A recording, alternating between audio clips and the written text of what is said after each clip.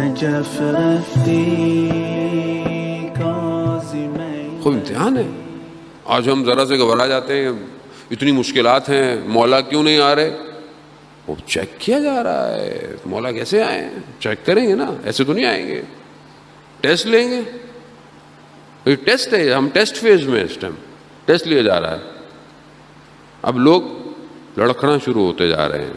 روایات ہے آخری دور میں اتنا اٹالا اور پٹخا جائے گا جیسے چھانی جاتی ہے نا, غرب و غبار کیا جائے گا. جو خالص ہوگا نا بس وہی بچے گا, بس وہی بچے گا. وہ مشہور واقعہ میں ابھی مجلس میں پڑھ کے آ رہا ہوں ذرا, کیونکہ آپ نے تو سنا نہیں ہوگا, بہت دور ہے, تو میں دوبارہ بتا دیتا ہوں آپ لوگوں کو. آیت اللہ خوئی کے والد محترم نجف سے نکلے بغداد جاتے ہوئے. رستے میں ایک شہر آیا ہلا سے گزر رہے تھے تو بازار میں دیکھا کہ ایک گھر پہ گنبد سائز کا بنا ہوا ہے اور اس کے اوپر لکھا ہوا ہے ہاذا مقام امام زمان, یہ امام زمانہ کا مقام ہے. کوئی تعجب کیا انہوں نے کہ یہ یہاں پہ امام زمان کا مقام کیسے کہا, تو لوگوں نے بتایا کہ یہ گھر جگہ جو تھی یہ ایک شخص تھا, اس کا نام تھا شیخ علی, اور وہ بہت زیادہ امام زمانہ کو یاد کرتا تھا, بہت گریا کرتا تھا, بہت مناجات کرتا تھا, امام کو خطاب کرتا تھا, مولا آپ کیوں نہیں آتے ہیں, آنکھیں ترس گئی ہیں مولا, میں تیار ہوں, میرا شہر چھوٹا سا ہلا شہر ہے, اس میں 1000 جوان ہیں جو تلوار چلانا جانتے ہیں, مولا آپ کو تو 313 چاہیے. بہت روتا, بہت گریا کرتا, اتنا زیادہ رویا ایک دن جو ہے وہ شہر سے باہر چلا گیا اور دشت کے اندر گریا کرتا رہا.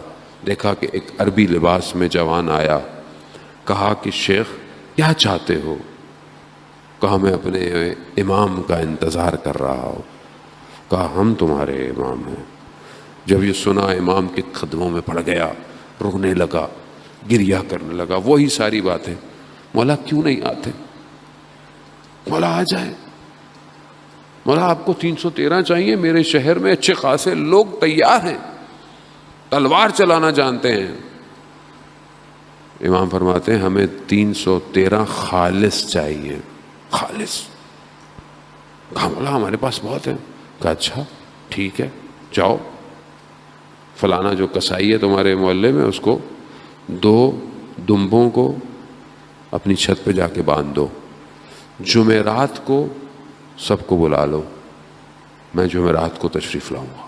خوش چلا گیا, اس کا صاحب کے پاس چلا گیا, دیکھو امام نے ہمیں ڈیوٹی دی ہے تو 2 جانور لے کے چھت پہ باندھ دو پہلے سے اور آ جاؤ. سب آ گئے, دیکھا کہ نور آیا اور اس کی چھت پہ آ کر خاموش ہو گیا, تو سمجھ گئے کہ امام آ گئے ہیں. امام نے پہلے جو ہے وہ اس قصاب کو بلایا, کسائی کو بلایا, نام لیا, اوپر گیا. تھوڑی دیر امام نے کہا کہ دیکھو ایک جانور جو ہے اس کو قربان کرو, اور اس کا خون جو ہے وہ اس نالی سے نیچے جانا چاہیے جو جا رہی ہے. اس نے ویسے ہی کیا. اب یہ نیچے ویسے ہی ان ہزاروں میں سے انہوں نے بہت سلیکٹ کر کے 40 لوگوں کو کیا تھا ہزاروں میں سے. اب جب انہوں نے دیکھا تو انہوں نے کہا کہ تھوڑی دیر امام نے اس سے گفتگو کی ہوگی اور یہ صحیح نہیں ہوگا. امام نے سے گردن کاٹ دی, خون آ گیا. تھوڑی دیر بعد امام نے شیخ علی کو بلایا, وہ اوپر گئے, اس نے جا کے دیکھا کہ قصاب تو بیٹھا ہوا ہے, ایک جانور بھی ہے. تو پھر مولا نے اسے کہا کہ دوسرا جانور بھی قربان کر کے خون بہا دو.